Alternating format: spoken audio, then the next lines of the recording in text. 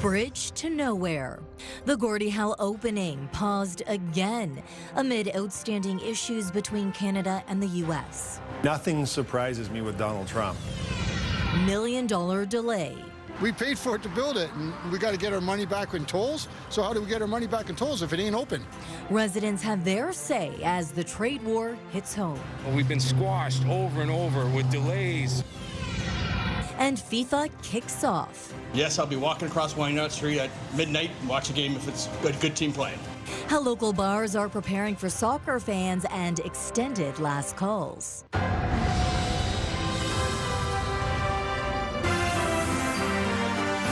CTV News with Stefanie Masotti. Good evening and thank you for joining us on CTV Windsor and AM 800. The opening of the Gordie Howe International Bridge has been delayed again. News broke early this morning, canceling tomorrow's expected bridge deck ceremony and pushing the opening indefinitely. Joining me with more on this latest chapter in the saga of the delayed bridge opening is Michelle Molesky tonight. Michelle. Well, Stefanie, it certainly has been a week of twists and turns in this story, and not just for us here in the media. We thought tomorrow was going to be a ribbon cutting with opening of the bridge on Monday. Windsorites, too, were getting excited, so this latest delay is met with disappointment, but not surprise. Sandwich Brewing Company wanted a new beer to commemorate the opening of the Gordie Howe Bridge. We were expecting it to open, sooner. And so we actually, when the beer was finished, we called it Over It. Owner Nicole Sakella says it's a play on words. Yes, folks in Windsor are ready to drive, bike, or walk across the Gordie, but also we're so over it and, just waiting. Just days after sending out invites, the Windsor-Detroit Bridge Authority canceled the Friday ribbon-cutting ceremony. In a statement, interim CEO Chuck Andery says Canada and the U.S. have agreed to delay the opening of the bridge, taking the necessary time to resolve any outstanding issues. The statement goes on to thank the workers on both sides for their efforts to get the structure ready, but it doesn't say when traffic will roll across. Nothing surprises me with Donald Trump. And speaking on AM 800's The Kyle Horner Show hours after the latest delay, Windsor Mayor Drew Dilkins had a message for Prime Minister Mark Carney. Because of Trump's tariffs war, trade is down. The Ambassador Bridge is handling the current traffic fine at this particular point in time, and it's just a matter of time before this bridge opens. But don't go on bent knee to Donald Trump over this issue. A disappointment, says Councillor Fred Francis, noting opening now could have been perfect timing. With the World Cup taking place today and happening for the next month, and one of the venues being Toronto and cross-border traffic between Canada and the United States, I think it's a vital point to have that bridge open as soon as we can. Back at Sandwich Brewing, Sakella is once burned, twice shy about opening day excitement. We just have this anticipation over and over again, and now, you know what, it has to be open for us to believe it now, I think. A first responder contact who asked to not be identified told me today they're riding this roller coaster as well. They learned on Monday about Friday and put in long days in between to draft a plan to make sure Friday would have been secure for all the high-profile dignitaries both on the bridge deck and the water below. Crews were called in on different shifts and even locations in some places. And now this, they're pivoting back to regularly scheduled programming and work for tomorrow with no sense of when they'll be able to put that plan into force. And so, Stefanie, we're all just back to waiting. So much planning that just is out the window. Well, it's out the window for now. And eventually, we're going to have to use it. But okay. Yeah, we wait. Thank you, Michelle. You're welcome. Now, the postponement of the ribbon-cutting ceremony is drawing mixed reaction. While some residents say the delay was expected, others question when taxpayers will finally see a return on the multi-billion-dollar investment. Here's CTV's Chris Campbell. The Gordie Howe International Bridge stands ready to open, but another delay has left many waiting. Unfortunately, I wasn't surprised, but I'm sure there's going to be a lot of people disappointed. We've been waiting a long time for this, and I'm not surprised that it's been delayed. For some, the delay is another reminder that politics can have real consequences. Others believe Canada shouldn't back down if the postponement is tied to broader trade negotiations with the United States. I just hope that our Prime Minister stays tough, holds the line, and does not give in. Okay, just does not give in. You can't give in to a man like that. For Windsor resident Emmett Jewell, the frustration goes beyond another delay. We paid for it to build it, and we got to get our money back in tolls. So how do we get our money back in tolls if it ain't open? It's a sentiment echoed by the Canadian Taxpayers Federation, which says Canadians deserve greater transparency around when the $6.4 billion project will begin delivering a return on investment. The Carney government needs to be transparent and open with Canadians as to when they expect this bridge to open up. Earlier this year, the Detroit Regional Chamber estimated each day the Gordie Howe Bridge remains closed cost roughly $1 million in direct economic impact. Noah Jarvis says with the federal government carrying significant debt, Canadians should know when infrastructure investments of this scale will begin delivering results. Taxpayers should really be kept in the loop as to when these big infrastructure projects will open up, when they will start to pay off, and when taxpayers can actually benefit from these infrastructure projects like the Gordie Howe Bridge. Many Windsor residents remain hopeful the bridge will soon provide another crossing option, reduce congestion, and strengthen the local economy. It's a shame. It's there. We need it. We're being monopolized by the bridge, so it's time that they open it and they give us some alternatives other than the tunnel. Federal officials have not announced a new date for the ribbon-cutting ceremony or the bridge's opening, saying only that discussions with the United States are continuing. In Windsor, Chris Campbell, CTV News. So for our question of the day, we want to know, are you surprised there is another delay in the opening of the Gordie Howe Bridge? Go to our website to cast your vote, ctvnewswindsor.ca. Yesterday, we asked if you plan on watching any FIFA World Cup soccer games. Just under 600 people voted, 79% say no. Now, on the other side of the river is Delray, a historic community very familiar with construction delays. They've been living with the impact for years. CTV's Sanjay Maru made the trip over the border and joins us this evening. Sanjay. The major theme of today is disappointment, not just for Canadians, but for Americans as well. And with this latest delay, residents living in Detroit's Delray neighborhood say the disruption of this ongoing project is continuing to pile up on their doorsteps day after day. This has been a daily routine for Scott Brines, wearing a mask outside, scraping up concrete debris and dust at his home in Detroit's Delray neighborhood. It's on the front porch. You'd have to spray your porch off daily. That's how bad it is. And it gets in everything. It's no way to live.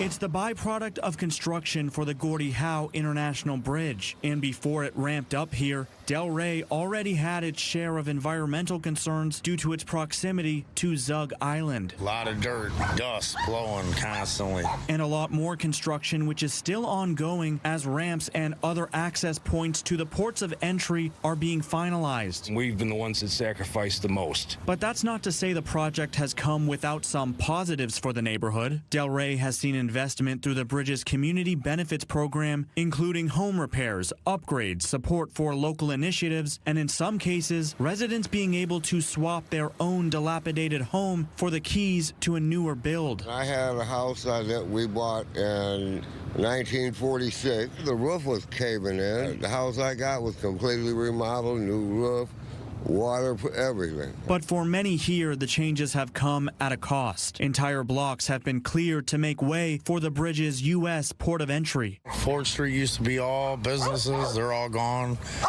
Houses everywhere. They're all gone, you know. Just very few houses in the neighborhood, you know. And while some residents were able to relocate, others have stayed behind in a neighborhood that no longer looks the same. Delray was once a booming working-class neighborhood built around factories that drew thousands of families here. A lot of people live here for a long time. A lot of them died here. But over time, industrial expansion, disinvestment, and what residents say is the rise of drugs in the area all contributed to its decline. We've been squashed over and over with delays, with rhetoric, with all these other things. And in the end, you know, people that were trying to hold on they just disappear. Their health declines. For those who call Delray home, the hope is once bridge construction ends, the neighborhood can begin to find its footing again. We just hope in the future, hey, we're going to start cleaning this up and treating this like a community. A community still defined by its riverfront, its history, and the people who have stayed.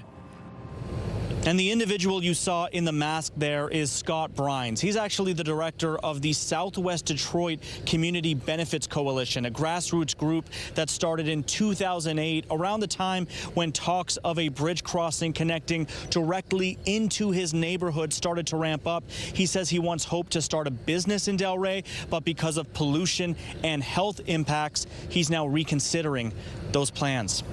Stefanie. Frustration all around. Okay, Sanjay Maru in Delray tonight. Thank you for this. CTV meteorologist Gary Archibald joins us now for a first look at the weather from the top of the Bell building, where, Gary, it's hot.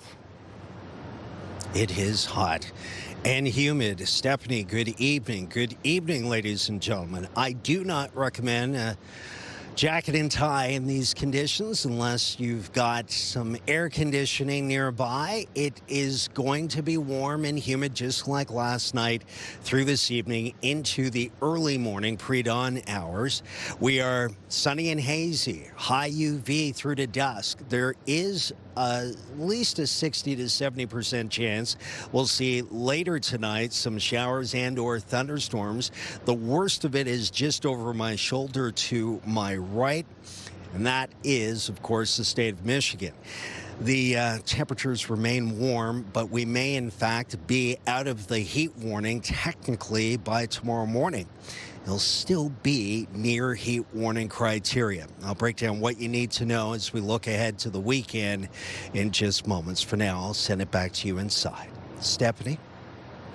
3 more witnesses testified in the murder trial of 49-year-old Glenn Mayer.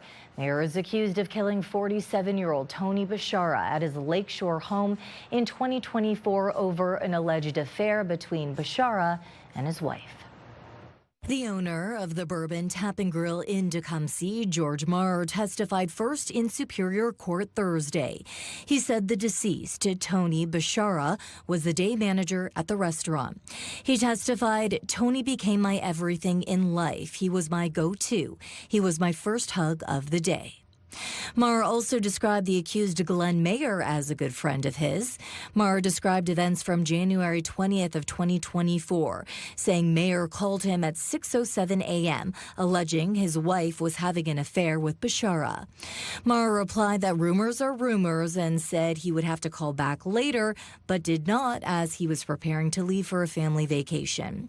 The jury also learned Bashara sent Marr what he described as a good morning text message every day at 10 a.m. That text was never sent, and text messages and phone calls from Marr to Bashara were never returned.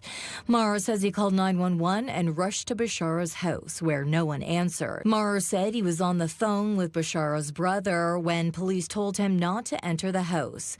The Crown then asked Marr to review a 5:17 a.m. text message from Mayer that read, "Everyone loses today," along with a screenshot from his wife's phone showing an explicit message from Bashara ending in "Good night, beautiful." The second witness Thursday was Patrick Bray, Mayer's neighbor of 20 years. He testified that on January 20th of 2024, Mayer came up his driveway around 8:30 a.m. in a T-shirt and jeans, holding a glass of whiskey, and said he had killed someone and would be going away for 10 to 15 years, then hugged him. Bray said he laughed, went back inside, and later drove to Mayer's home, where Mayer told him, "Get the explicit out of here, I don't want you involved." Mayer also said his father was coming to get him and that he would be turning himself in, repeating, "I killed someone and I'm going to turn myself in." The last witness to take the stand was another neighbor, Dwayne Chouinard. He told the jury he received a call from Mayer around 8:15 that day. Mayer said he loves me and that he was going away for 10 to 15 years and then hung up. He then went to his house where Mayer said, "I don't want to engage with you any further, so you have to go." The trial continues Friday. A new federal bill would ban children under 16 from having social media accounts, but some across Windsor-Essex say a ban may be hard to enforce. The risks are real, but so is the debate over how to protect young people online. The Safe Social Media Act, or Bill C-34, would force companies like Meta and X to block users under the age of 16 from having accounts. We're failing our children. Enough is enough. Canada joins a growing number of countries trying to put in place stricter social media policies, regulations that have proven difficult to enforce. I look to Australia. Kids have gotten around the age verification. It's not keeping kids offline. It's not protecting them any more than it was before. Joanna Conrad of Essex County Youth Diversion says there is a definite need to crack down on the risks young people face online, pointing to a rise in youth violence, kids being desensitized to mature content, body image and self-esteem pressures, and even sexually related offenses. We are seeing that children are exposed to pornography, explicit content, and they are reenacting it oftentimes with another child. Students say when it comes to social media access, there needs to be a balance. It depends on the child. Some kids are responsible and their parents can teach them that social media is dangerous, yes, but there's also some good things about social media. You see how happy people are in the stuff they're doing on social media. They're not going to post the bad stuff, and it's going to make you think that there's something you're doing wrong. Social media is our outlet to connect with our friends and really be there for each other, especially up to 16, because that's when you're in high school and you're experiencing all those new things. Apps are designed to keep you scrolling forever and not stop. You get tired the next morning and your brain isn't working as well, but I feel like banning is too harsh. The government is providing a pathway for social media companies to be exempt from the legislation by putting in sufficient safeguards, such as limiting children's exposure to high-risk interactions and pornographic content. If passed, the act would take about 18 months to be enforced, with fines of up to $10 million for companies that don't comply. Sanjay Maru, CTV News. A multi-billion-dollar housing fund is up for grabs, and several Windsor-Essex municipalities are hoping to cash in. Several communities are weighing cuts to development charges in exchange for infrastructure funding. With more on what's at stake, here's CTV's Robert Lothian. Housing work sites like these ones have been slow-moving. Uncertainty and higher costs creating a storm around new construction builds. Housing has really died down tremendously. The federal and provincial governments are trying to turn the tides. If you don't cut DCs, you aren't getting any money. Municipalities are being asked to cut development charges by 30 to 50% for the next 3 years in an effort to spur new housing. The trade-off is funding from an $8.8 billion pot of cash for housing-related infrastructure projects. So we're going to apply and hope to be able to take part in it. We would do our share if they could, help fund some of the things to get us to where we need to be. Municipalities in Essex County are looking to get their fair share. LaSalle, Lakeshore, and Kingsville are all submitting applications. Tecumseh and Amherstburg meet next week to discuss it. We definitely will look back and say, wow, that was a really good idea. I have people calling already asking about the development charges. Windsor-Essex Home Builders Association Chair Norbert Bolger says the move could go a long way. DC charges are paid to build new growth-related infrastructure, often adding tens of thousands of dollars to new builds. With both provincial and federal governments kicking in the money, it makes perfect sense to do it. Because then, if we get some more housing, obviously housing brings jobs, it brings taxes, and that's what we need. Changes to development charges hinge on being selected for the funding. Essex County municipalities are now banking on being picked in a pool stretching across Ontario. Robert Lothian, CTV News, Windsor. Troubled trade talks still ahead on Windsor's news leader. Mixed messages from the Trump camp regarding CUSMA negotiations. Extended last call and soccer fever when we return. Where can fans stay out late to watch the World Cup? The company behind the Grok AI chatbot and social media platform X have been found in violation of Canada's privacy law. The investigation has found that X-Corp and XAI violated Canada's federal private sector privacy law by launching the Grok AI-powered image generation tool without implementing appropriate safeguards from the outset. This lack of protection allowed users to create and share sexualized deepfakes, largely targeting women and children. According to researchers, Grok was at one point generating well over 6,000 sexualized images per hour. One of the recommendations made is that the tool be suspended until all of the appropriate safeguards can be put in place. But the company has not accepted that option. Some measures have been taken, but the company remains in non-compliance. Both XAI and X-Corp are owned by Elon Musk's SpaceX. Mixed messages at a high-profile Canada-U.S. business summit after Donald Trump suggested he's not interested in a new trade deal with Canada. His ambassador is saying the opposite. CTV's Abigail Beeman on the political whiplash.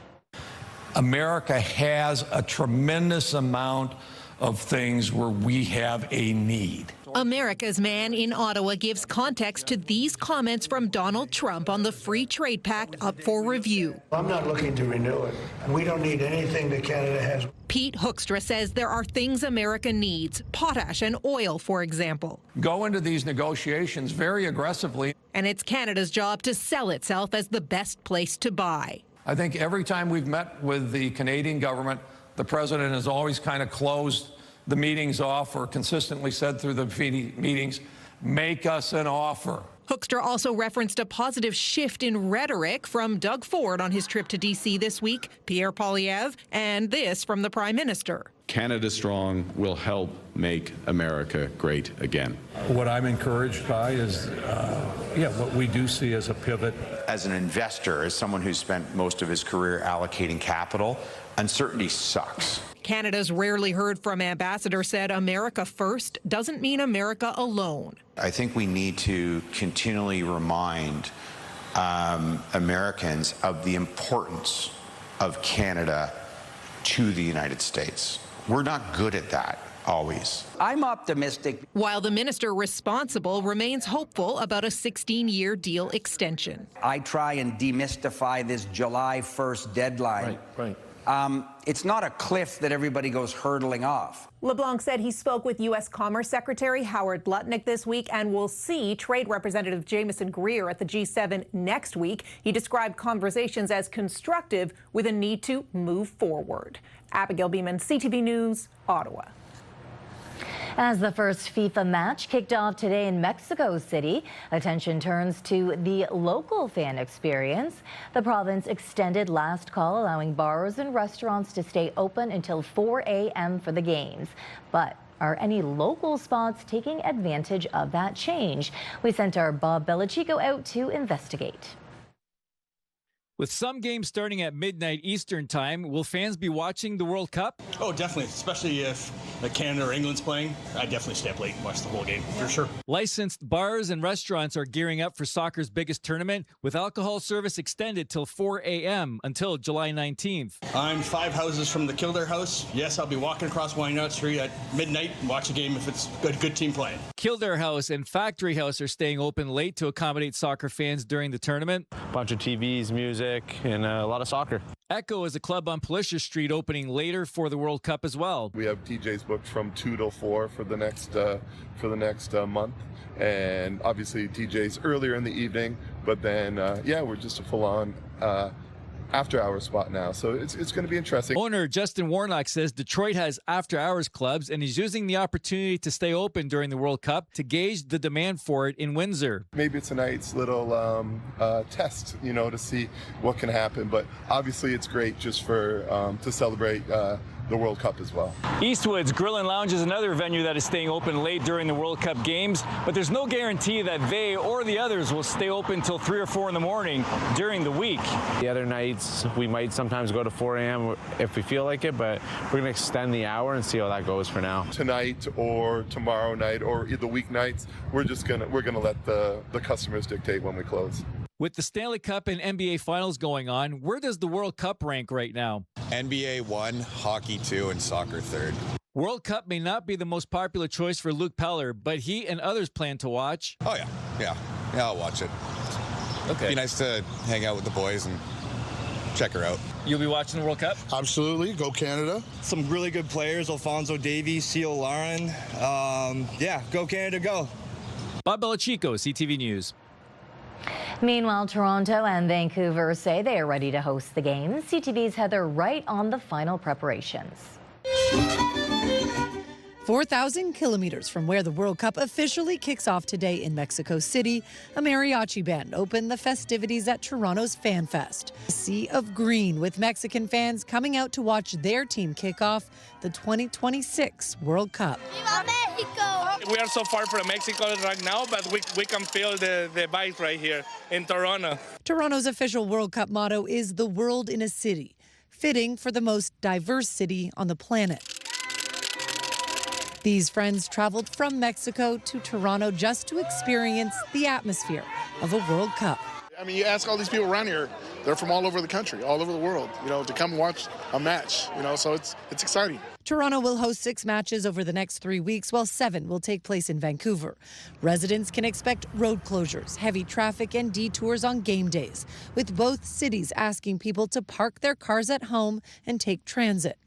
Canada opens its tournament tomorrow here in Toronto, and Mayor Olivia Chow says the city is ready. Thousands of people working together. We are so ready. The world has arrived to the city of Toronto. No World Cup is without controversy, and ticketing has been a big one this year. Much of the criticism has been leveled at FIFA and its dynamic pricing strategies, which has led to some of the most expensive World Cup tickets ever. The City of Toronto has also faced backlash over its decision to resell its tickets to corporations at a higher price, a move the mayor defended as a way to keep costs down. No property taxpayer has to pay to host this game. So a total of 2 matches today in Mexico, with things kicking off here in Canada tomorrow. Canada versus Bosnia and Herzegovina. That match goes at 3 p.m. Heather Wright, CTV News, Toronto.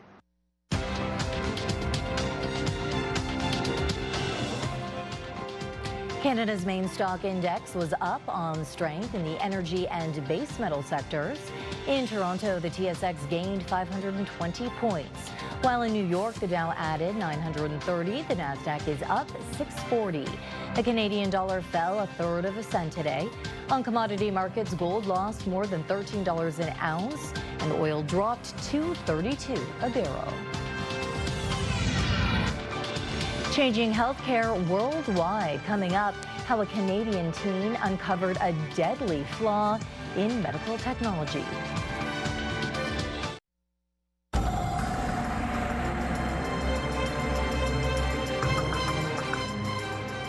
Wow, gorgeous video. Gary, I'm guessing from your backyard. No, very nearby my home, but I was in the middle of the street. Well, I shouldn't say this. Well, yeah, I was lingering in the middle of the street. It's a quiet street. Looking up, seeing the lightning. We're going to see more of that. That was intercloud lightning, right? The lightning strike taking place within the cloud structure itself. Fascinating stuff. Beautiful to see from a distance. We're still in a heat warning. Obviously, heat and humidity is a big part of the thunderstorm story, and we're going to talk a little bit more about that in this segment. 31 degrees today so far. Average high is just shy of 25, so we're still several degrees above seasonal. The low today so far, 22.1. That would be just a couple of degrees below an average daytime high. The air quality is okay, but it's been as high as 4, and that would be in the mid-range. The lower the number, the better. Winds will be picking up. Tomorrow's going to be a windy, hazy day and a hot one. We may technically not be in a heat warning tomorrow morning when you wake up, but it will certainly feel like it, at least through the overnight. 31 in Windsor is 88 degrees Fahrenheit, 29 or 84 in Chatham-Kent. Mostly sunny and hazy. 39 is what it feels like in Windsor. 37 in Chatham-Kent. And between 31 and 40 throughout southern Ontario proper. We are warmest in the country in Ontario, Quebec, and the Maritimes. Cooler across the prairies, BC, and certainly in the northern latitudes in the territories proper. Good news is the worst weather stays stateside. Parts of Wisconsin into Michigan and a little bit further east and southeast of us through Pennsylvania and New York State have seen thunderstorm activity. We are in a bit of a dry slot. It will maintain that way, or at least be that way, till about 11 p.m. tonight. I'm anticipating showers, say around 10:30, 11. Maybe some embedded thunderstorm activity just like last night, and then it's spreading across southwestern Ontario through to about 3 or 4 a.m. Tonight, it is warm, feeling like 37 and hazy through 8 o'clock. Showers towards midnight, 24 feels like about 30, and then more of a warm day rather than a searing day tomorrow, Friday, 28, 29, sunny on Saturday. Sunday, Monday, 23 and 23. Showers turn to sunshine over those 2 days. Tuesday, Wednesday, Thursday, 24, 24, 23. Cloudy with showers. Those temperatures cooler and more seasonal.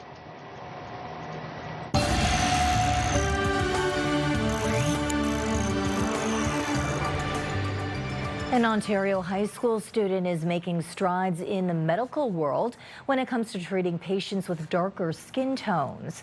Her father's own medical experience prompted her to take on a science fair project that's now been recognized at a national level. CTV's Cara Smith has more. Gernor Kaur may only be 17 years old, but she's not letting her age hold her back from changing the healthcare industry. I was really interested in inequity because I think that often the devices we design are made for one group of population, and then we don't consider how they'll work on our diverse demographics. Her latest work began from an observation she made after her father was hospitalized a few years ago. Nurses were so overwhelmed that they struggled to monitor his vitals on a regular basis. She developed a prototype in hopes staff would be able to detect heart rate without needing to put sensors on patients. But when I started testing it on messier situations, so like with varying lighting or movement or darker skin even, it failed completely. Which made her wonder what other technology is failing those with darker skin tones.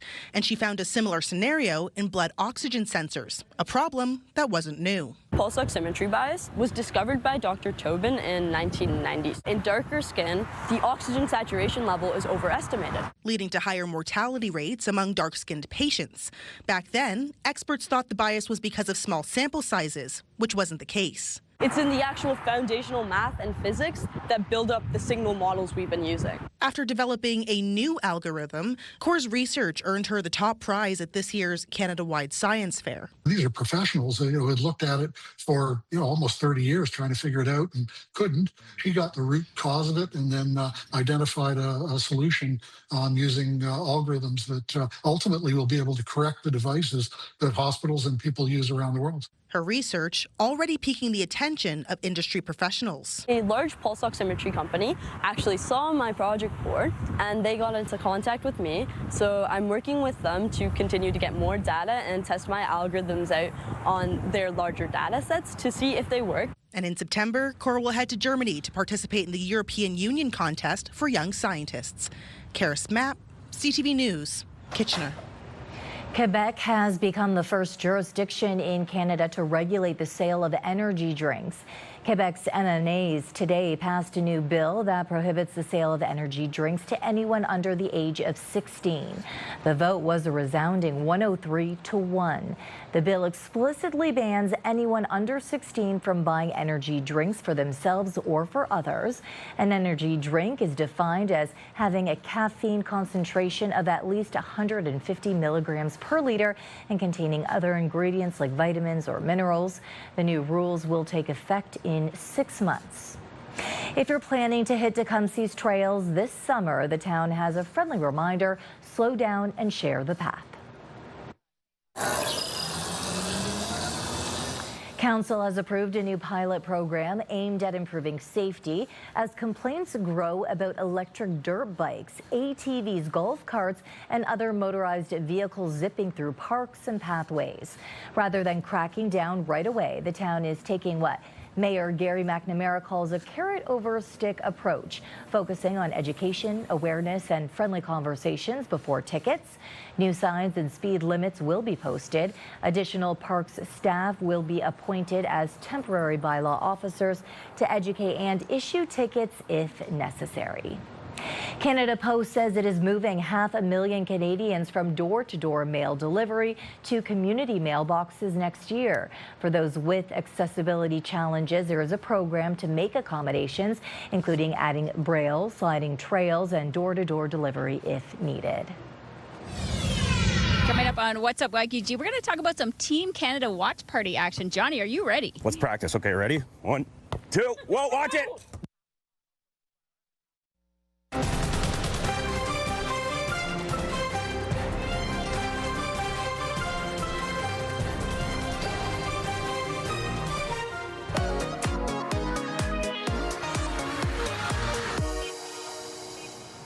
Turning now to our weekly segment, What's Up YQG, with Johnny Parks from our sister station 89X and our own Melanie Kentner. Now, you two are ready to help kick off World Cup soccer.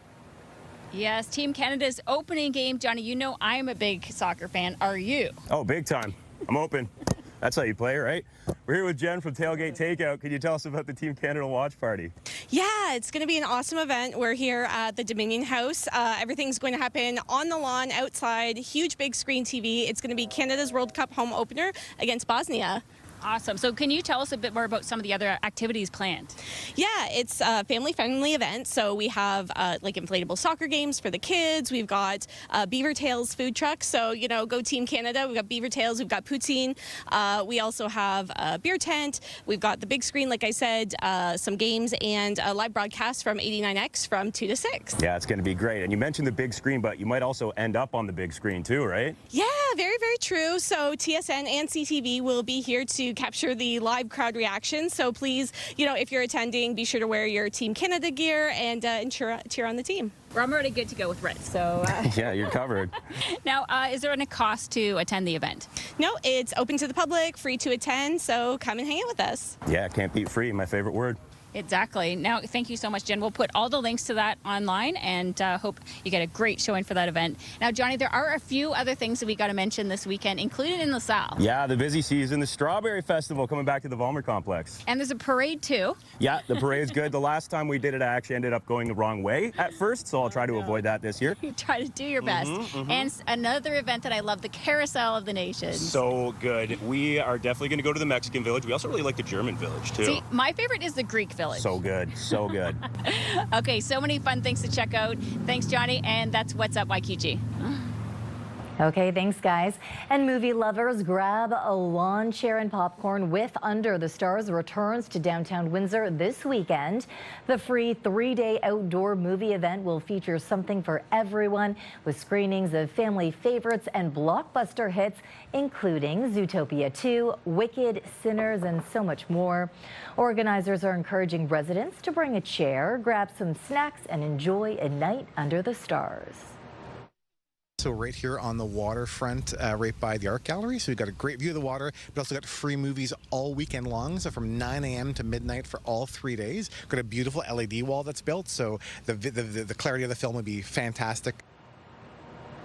Professional wrestling fans are in for a treat this weekend as Maple Leaf Pro Wrestling brings its new weekly television series to Windsor. 2 nights of MLP Mayhem tappings will take place Friday and Saturday at St. Clair College's Classic Gym, featuring stars from around the world. The event will be filmed for TSN, marking the return of a nationally televised Canadian professional wrestling series for the first time in nearly 40 years. Maple Leaf Pro Wrestling and Windsor native Scott Demore says bringing the production home makes the weekend even more special. The fact that these shows that we do this week will form the very first television episodes that go on TSN from coast to coast, I think is a historic and monumental moment. I think it's huge for people in the industry looking for opportunity to have that platform. And I think for fans, and Canadian wrestling fans are renowned over the world for being some of the very best, most vocal, most passionate, and most loyal. It's almost time to check in on what's happening now with Kate Otterbein. And Kate, big news today with the Gordie Howe Bridge, another delay. That's right. Keep it locked here to find out what the impact could be on future elections. Be there for a night of country hits with Jordan Davis, live from the Coliseum stage, Saturday, June 27th. Enter online at ctvwindsor.ca for your chance to win a 4-pack of tickets to see Jordan Davis at Caesars Windsor, plus a $200 gift card. This is your CTV Windsor Our Community Calendar. The Breakthrough T1D Walk is back Sunday, June the 14th. Together, we walk toward a future free from type 1 diabetes. See you next time on Our Community.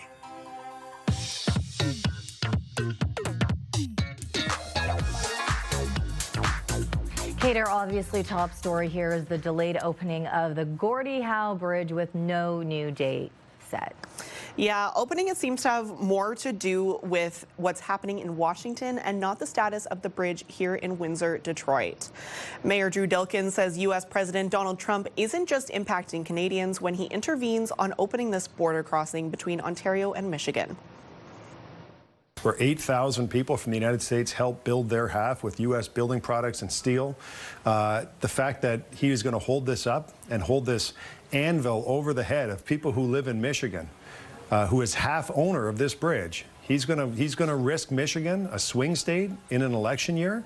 That pain is on him. There's plenty of online coverage of the story at ctvnewswindsor.ca. And throughout the area, volunteers with the Humane Society are on the streets collecting money. Yes, the Humane Society's Strays on Street Corners fundraiser is back. This year, the Windsor-Essex County Humane Society is aiming to raise $100,000. That money will go towards supporting homeless, neglected, and vulnerable animals in the region. Drivers are encouraged to donate on site, no matter how big or small, or online. And in our social spotlight tonight, it's not every day you see this Canadian icon roaming the streets of Colchester. All right there, Mr. Beaver. How's it going there, fella? Yep, that's a beaver. On a rainy day, photographer Donnie Moore captured this video. It was posted to social media where Moore said he was in the area to see if storms coming across Lake Erie would turn into something picture-worthy. I'd say seeing a beaver walking down the street is better than a storm any day, but maybe that's just the animal lover in me. Yeah, and he seems relaxed. He doesn't seem scared or anything. I'm assuming there's no cars whizzing by and he got to wherever he needed to go safely. Yes, that is my understanding, and I mean, it's kind of cool to see a beaver that close in person. Yeah, for sure. Okay, if anyone at home has cool video from Colchester or anywhere else across Windsor-Essex, how can they send it to us? You can send us an email at newsnow@bellmedia.ca or text it to 10400. And that's what's happening now. Thank you, Kate. When we return, the dog rescue making waves. How this good boy ended up lost at sea in a kayak.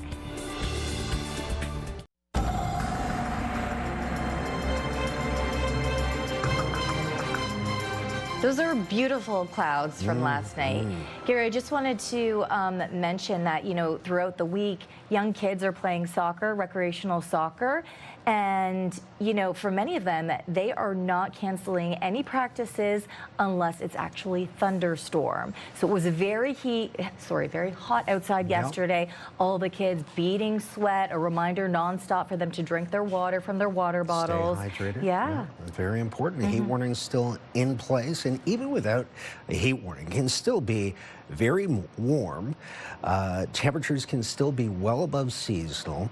we shouldn't be waiting for an actual declaration. We should be gauging our comfort based on the actual conditions that we're experiencing. So tomorrow we may technically be out of a heat warning, but it's still going to feel like about 33, and temperatures will cool off once we get to Sunday. But Friday's 28, feeling like 33. Saturday, sunny, 29, feels like 34, 35. So the next couple of days are still warm and above seasonal for this time of the year. Okay, great, thank you.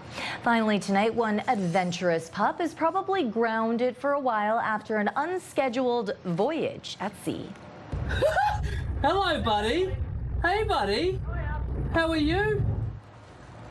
Bruce, a German shepherd in England, found himself drifting nearly 4 kilometers offshore after strong winds swept his inflatable kayak out into open water. Luckily, a tour boat crew answered the Coast Guard's call and spotted the furry castaway bobbing in the waves. Bruce was hauled aboard, wrapped up in a cozy towel, and treated like a VIP passenger for the ride back to shore, where the 4-legged sailor was later reunited with his relieved owner. The question I have here is, how did he get on the kayak? Is it normal to put your dog on a kayak? Was the owner on the kayak as well and fell off? As a dog owner, I'm gasping at seeing this. I'll try and be positive. He's a beautiful looking dog, gorgeous, beautiful temperament, how calm he was the whole time. But let's keep track of our furry children, please. Well, definitely the resources used as well, right, in order to get him. Going boating, where is dog? Make sure dog is with kayak. Great advice, and Gary. person, right? Great advice. Okay, on behalf of our dedicated team here at CTV News Windsor, thank you for watching. Keep your dogs nearby, right? For updates throughout the evening, go to ctvnewswindsor.ca. Travis Fornum and Gary will be back with your only late local newscast tonight at 11.